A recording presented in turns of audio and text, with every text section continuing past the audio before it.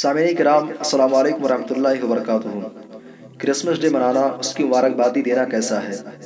اس سوال کا جواب دینے سے پہلے مناسب معلوم ہوتا ہے کہ کرسمس ڈے کی تاریخی حقیقت اور اس کے معنی مطلب کو جان لیا جائے۔ کرسمس دراصل دو الفاظ کا مرکب ہے، کرائسٹ اور ماس۔ کرائسٹ کہتے ہیں عیسیٰ علیہ السلام کو، مسیح علیہ السلام کو، اور ماس کا مطلب ہے اجتماع، اکٹھا ہونا، جمع ہونا۔ کرسمس کا مطلب ہوا مسیح علیہ السلام کے لیے اکٹھا ہونا، مسیحی اجتماع یا یوم میلاد مسیح علیہ السلام۔ اور آپ کو معلوم ہونا چاہیے کہ یہ لفظ تقریباً چوتھی صدی کے قریب پایا گیا۔ اس سے پہلے اس لفظ کا استعمال کہیں نہیں ملتا۔ کرسمس کو دنیا کے مختلف خطوں میں مختلف ناموں سے جانا جاتا ہے۔ کرسمس کا ایک نام نوائل ہے۔ اسی طریقے سے کرسمس کا ایک نام بڑا دن بھی ہے، کیونکہ عیسائیوں کے لیے یہ ایک اہم اور مقدس دن ہے، اس لیے اسے بڑا دن بھی کہا جاتا ہے۔ عیسائیوں کا اعتقاد ہے کہ 25 دسمبر کو عیسیٰ علیہ السلام کی پیدائش ہوئی۔ اسی خوشی میں عیسائی 25 دسمبر کو کرسمس ڈے مناتے ہیں۔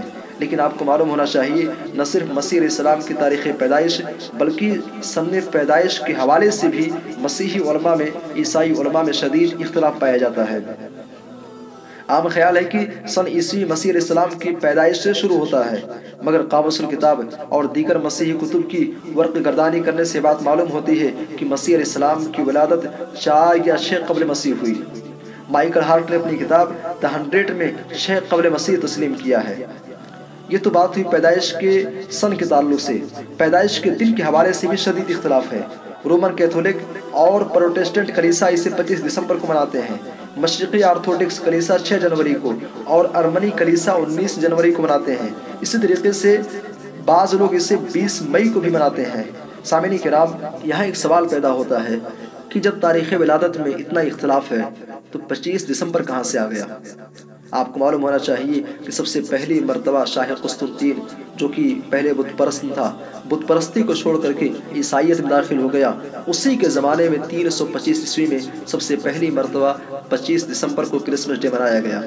اب بات کرتے ہیں اسلام کی نظر میں، شریعت کی نظر میں کرسمس ڈے منانا کیسا ہے۔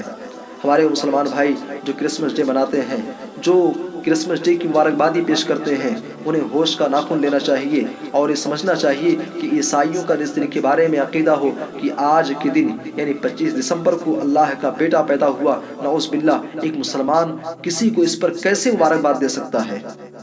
جس کا قرآن پر ایمان ہو، جس کا لم یلد ولم یولد پر ایمان ہو، وہ کسی کو اس بات کی مبارکبادی کیسے دے سکتا ہے؟ اگر کوئی کرسمس ڈے مناتا ہے، اس میں شرکت کرتا ہے یا اس کی مبارکبادی پیش کرتا ہے تو گویا کہ اس بات کا وہ اعتقاد رکھتا ہے کہ اللہ رب العالمین کی اولاد ہے۔ یاد رکھیں، وہ بات ہے جس کے بارے میں اللہ تعالیٰ ارشاد فرماتا ہے، وَقَالُوا اتَّخَذَ الرَّحْمَٰنُ وَلَدًا لَقَدْ جِئْتُمْ شَيْئًا إِدًّا، اور انہوں نے کہا کہ رحمان نے کوئی اولاد بنا لی ہے۔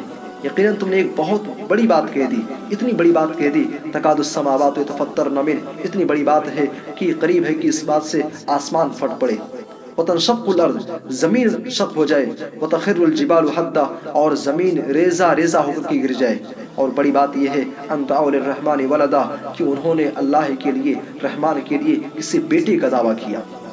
میرے بھائی اور دوستو، لہٰذا مسیحی حضرات کو مبارکباد دینا یا اس ضمن میں کسی بھی تقریب میں شرکت کرنا اسلامی نظریے کے مطابق درست نہیں ہے۔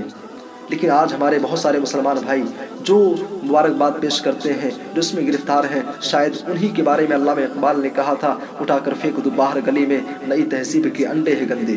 اور آج جو بھی اس قسم کی بدعت و خرافات میں گرفتار ہیں، اس کی سب سے بڑی وجہ یہ ہے دین سے، اللہ سے، رسول سے، قرآن سے اور علماء سے دوری ہے۔ اسی کیفیت کا نقشہ کھینچتے ہوئے علامہ اقبال نے بہت پہلے ہی کہا تھا، کبھی اے نوجوان مسلم تدبر بھی کیا تو نے، وہ کیا گردوں تھا تو جس کا ہے ٹوٹا ہوا تارا، تجھے اس قوم نے پالا ہے آغوش محبت میں، کچل ڈالا تھا جس نے پاؤں میں تاج سر دارا، کما دی ہم نے جو اسلاف سے میراث پائی تھی، ثریا سے زمیں تک آسمان نے ہم کو دے مارا، ثریا سے زمیں تک آسمان نے ہم کو دے مارا۔ اللہ ہم سب کو دین کے سے عصمت عطا فرمائے اور ہر قسم کی بدعت و خرافات سے محفوظ رکھے، آمین، تقبل یا رب العالمین۔